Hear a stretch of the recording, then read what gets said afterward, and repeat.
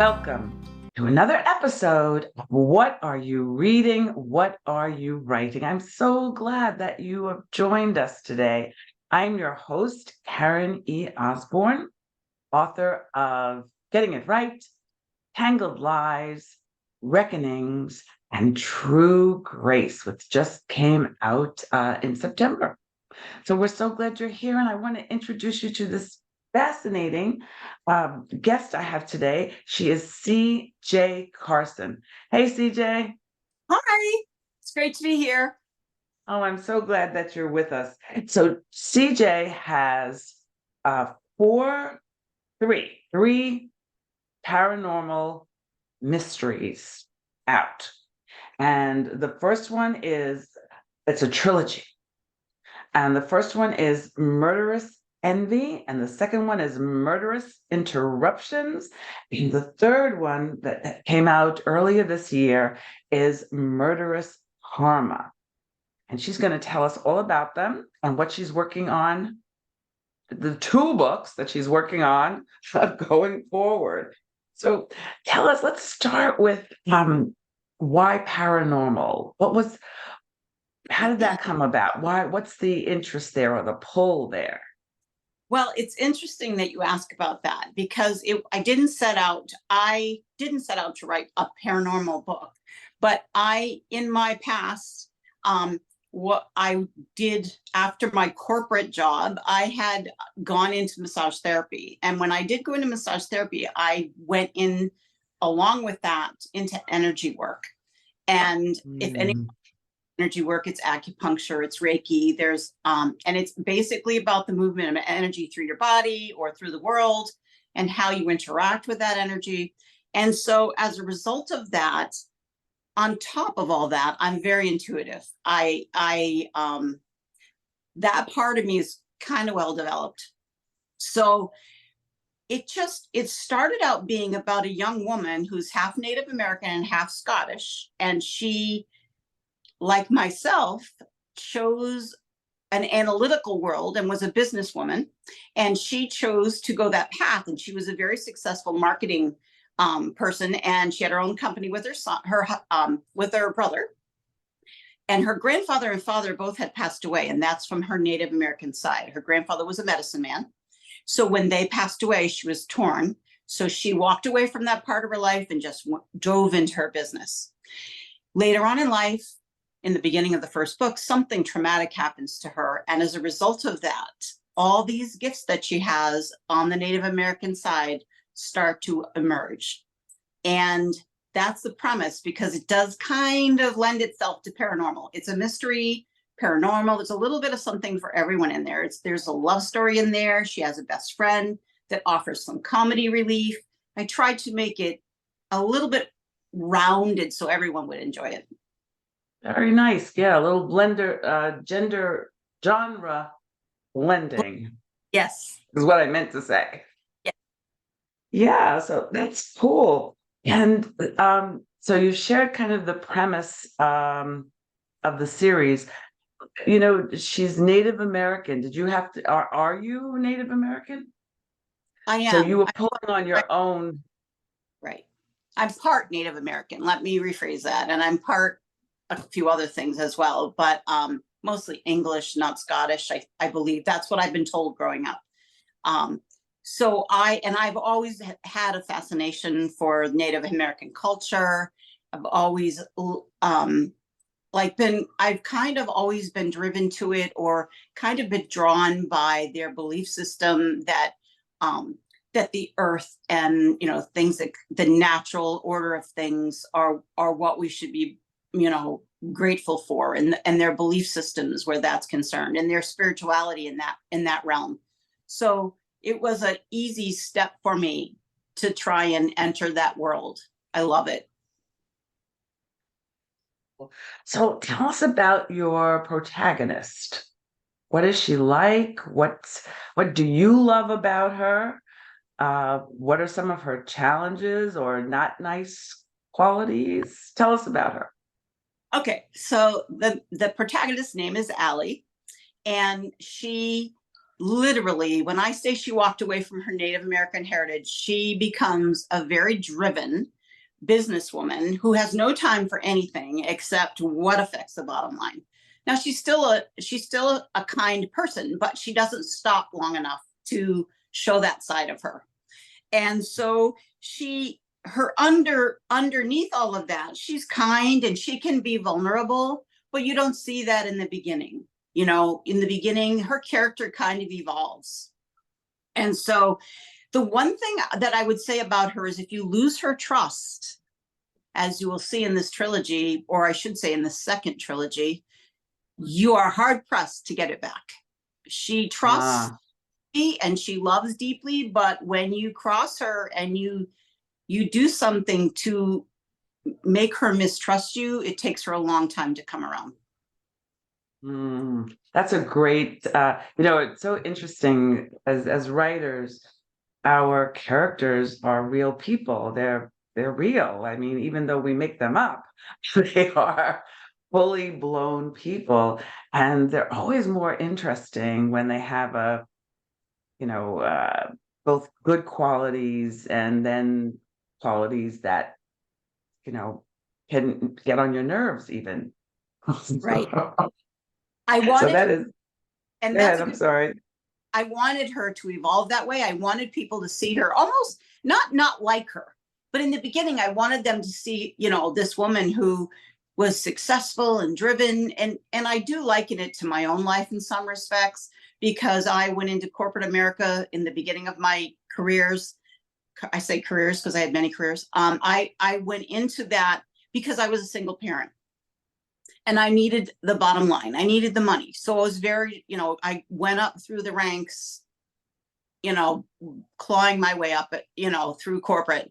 And then learned later on in life that was the wrong thing for me to do if I'd done what I loved in the beginning, because I'm not that kind of thinker. That's a learned skill for me. I'm not an analytical thinker. I'm of the arts side and the creative side. So I think it would have been far more successful had I followed, my creative venues, but I didn't. So, and that's what I like in acting. Yeah, and lessons learned. I'm sure there are things that you learned when you were going through that either helps you with your writing or helps you with your life. Everything. It's always a lesson, even when we make bad decisions for ourselves. There are good lessons in there. Yeah. So let's look at the beautiful covers of your books. Okay, so the first one is Murderous Envy. Nice. Look at that. That's gorgeous. So I just want to point out on the front of this one is a dream catcher. On the back of this one, you can't see it. It's very very vague, is a totem pole. Oh, that's kind of a impression that's behind the word. Yeah. Yeah. And then the second book has the totem pole on the cover. Mm. And on the back of that, very faintly, is a feather. Oh, yes, I can see it. Yeah. And then the third book has the feather. Mm. That one is the dream catcher from the first book. How clever is that? That's beautiful. I would guess that you had some say in the cover design. Yeah. Yes, although I did not make them or design them, I knew what I wanted, and absolutely. Yeah. It's funny, our audience might not know this, but different publishers have different requirements, and sometimes you have more say in your cover, sometimes you have no say in your cover, especially if you're not a John Grisham, or big, Kristen Hanna. When you're us, you know, we don't always have. So that's so great. I love that. I love the thread too that goes between the books. So you and that's how we happen to be here today, share a very special person. Yes, we do. Our narrator, yours and mine, is the very, very talented voice actor, Debbie Tinsley. And Debbie just finished my fourth novel, and now she's going back three novels. My second novel didn't have a audiobook. So she's doing that one now. And so tell us how you found Debbie and the process you used to decide on your voice actor. Well, I I feel that I was so lucky to find Debbie because I was new in the industry, relatively new in the industry as far as putting myself out there. And I knew I wanted to have an audiobook for those people who like to listen to books and not read. So, Or like right, both.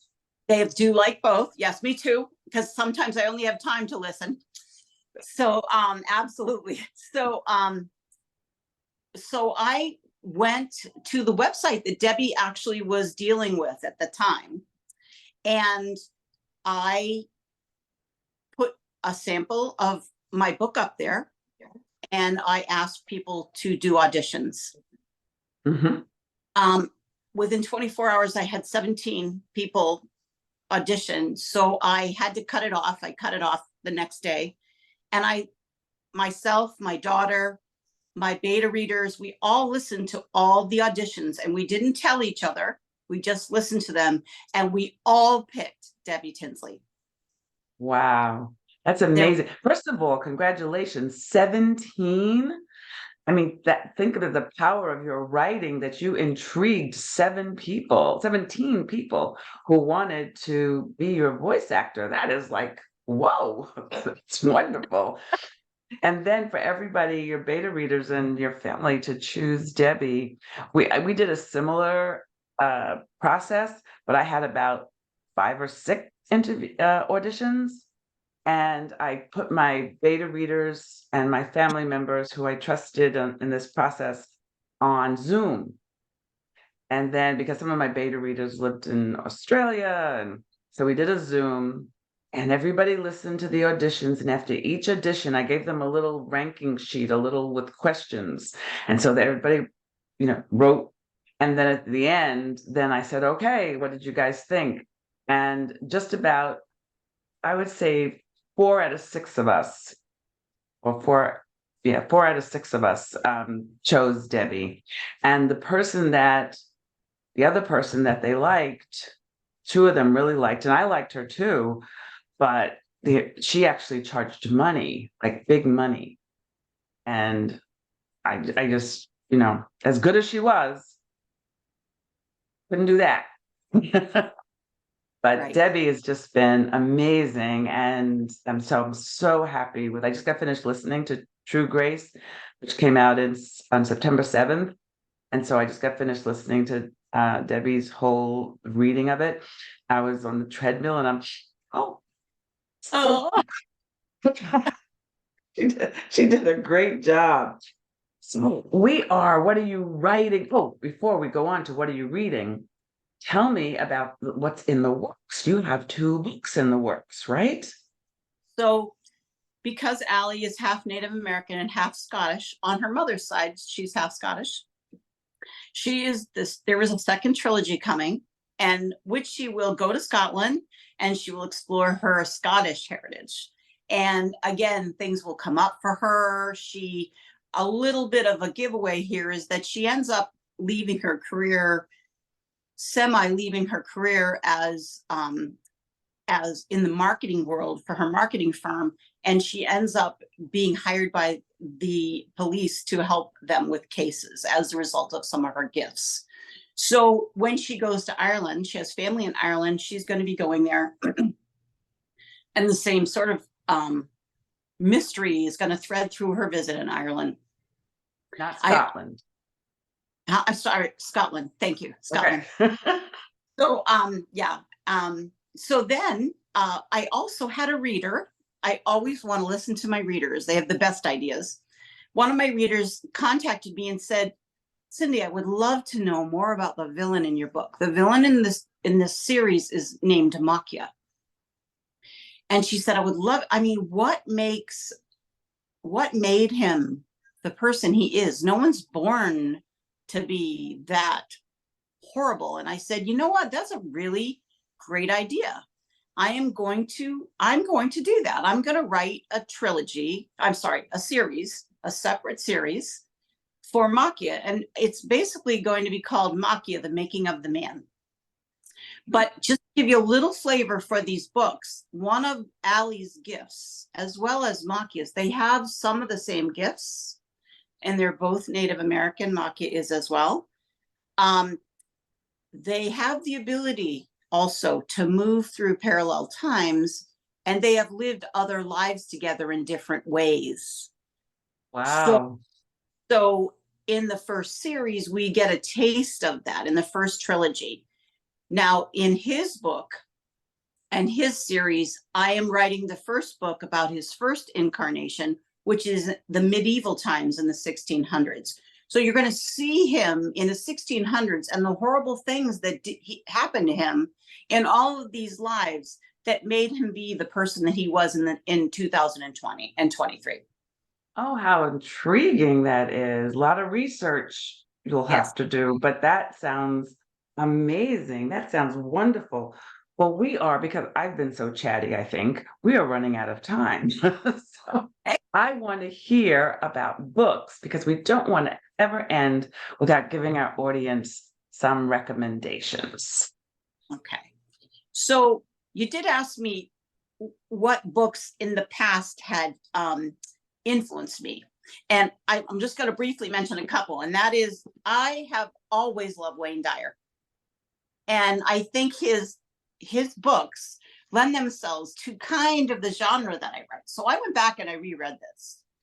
But also, recently, I am still reading it. I'm reading that new fantasy book, Wings. Have you seen it? No. It is, you can't even get it. I mean, it was for weeks. It was hard to even get your hands on. I'm listening to it now. But another book I'd like to mention that isn't by, and she's like a the girl that wrote Wings is a best-selling author, but I wanted to mention this book in particular.